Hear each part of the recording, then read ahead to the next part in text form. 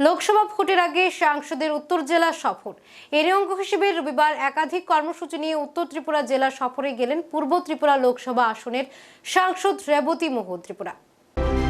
রবিবার দুপুর 12টা নাগাদ প্রথমে কদমতলা পঞ্চায়েত সমিতির কনফারেন্স হলে কদমতলা ব্লক এলাকার সমস্ত এসএইচজি গ্রুপের মহিলাদের নিয়ে মত বিনিময় সভায় মিলিত হয়েছেন লোকসভার সাংসদ রেবতী মোহন ত্রিপুরা। সাথে ছিলেন কদমতলার সমষ্টি উন্নয়ন আধিকারিক প্রণয় দাস এবং টিআরএলএম এর আধিকারিক। এদিন প্রথমেই সাংসদকে সংবর্ধনা প্রদান করেছেন এসএইচজি গ্রুপের মহিলারা। এরপর বক্তব্য রাখতে গিয়ে টিআরএলএম এর ক্লাস্টার কোঅর্ডিনেটর সুমিত্রা ভট্টাচার্য বলেন, বিগত 2019 সালের নভেম্বর মাস থেকে কাজ শুরু করে এখন পর্যন্ত কদমতলা ব্লকের আওতাধীন মোট 1176টি সেলফ হেল্প গ্রুপ করা হয়েছে, যারা এখন পর্যন্ত নিষ্ঠার সাথে কাজ করে চলেছে। আগামী দিনে এই গ্রুপের সংখ্যা আরও বৃদ্ধি করার লক্ষ্যমাত্রা নিয়ে কাজ করা হচ্ছে। এদিকে সাংসদ রেবতী ত্রিপুরা বক্তব্য রাখতে গিয়ে দেশের প্রধানমন্ত্রী নরেন্দ্র মোদীর ভূয়সী প্রশংসা করে বলেন, নারী শক্তিকে স্বনির্ভর করতে বিশেষ উদ্যোগ গ্রহণ করা হয়েছে কেন্দ্র এবং রাজ্য সরকারের পক্ষ থেকে। তাই সমস্ত রাজ্য সহ কদমতলা ব্লক এলাকার গ্রামীণ মহিলাদের স্বনির্ভর হওয়ার লক্ষ্যে এই ধরনের সরকারি প্রকল্পের সাহায্য নিয়ে এগিয়ে আসার আহ্বান রাখেন সাংসদ। তাছাড়া এদিন তিনি কদমতলা ব্লক এলাকার দুটি স্বসহায়ক দলের মহিলাদের হাতে 3 লক্ষ এবং 4 লক্ষ টাকার চেক তুলে দেন।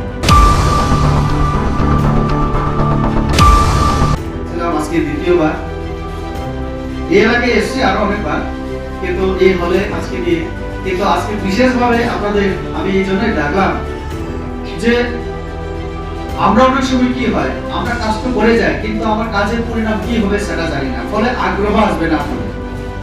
তার জন্য আমি ভাবলাম একটু মত বিনিময় করি যে আপনারা যে জিনিস তৈরি করছেন সেটা এই আমাদের ধর্মনগর বাজারে তো আছেই, চলবে, ডিমান্ড আছে ওখানে, কিন্তু আগামী দিনে আমাদের রাজ্য সরকার এবং কেন্দ্রীয় সরকার সেটাকে বাইরে নেওয়ারও চেষ্টা করছে। আমি গুয়াহাটিতে গিয়ে একটা জিনিস দেখলাম, তারা একটা পুরো রাজ্যের মধ্যে একটা নাম দিয়ে,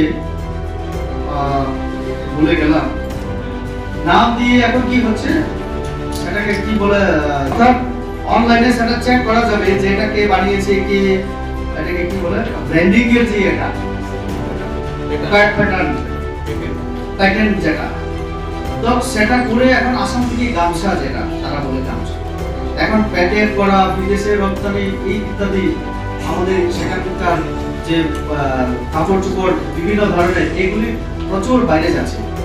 আমাদের এখানে রিসা হয়, আমাদের জনজাতি মহিলারা করে, এবং আমাদের অনেকে, আপনাদের মধ্যে অনেকে গামছাও বানায়, আরো বিভিন্ন এইগুলিকে নিয়ে ভাবা হচ্ছে ত্রিপুরাতেও।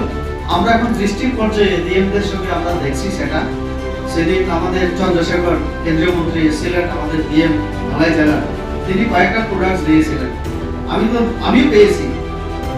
এত সুন্দর প্যাকেট হয়েছে এবং এত গুণমান বজায় রেখে, তো সেটা উনি পেয়ে বললেন যে আমি এটা নিয়ে প্রধানমন্ত্রীর সঙ্গে কথা বলবো, যে সাউথ ইন্ডিয়া আমাদের এখান থেকে আদা নিয়ে যাওয়া হয়, রামেশ তেলি বলছিলেন মন্ত্রী যখন ছিলেন, আমাদের এখান থেকে সব নিয়ে যাওয়া হয়, হলুদ, আদা, লঙ্কা, সেন্টার লেবু, যেটা সুগন্ধি লেবু, বাইরে এত ডিমান্ড আমরা জানি না, বলে এইগুলি নিয়ে ভাবা হচ্ছে।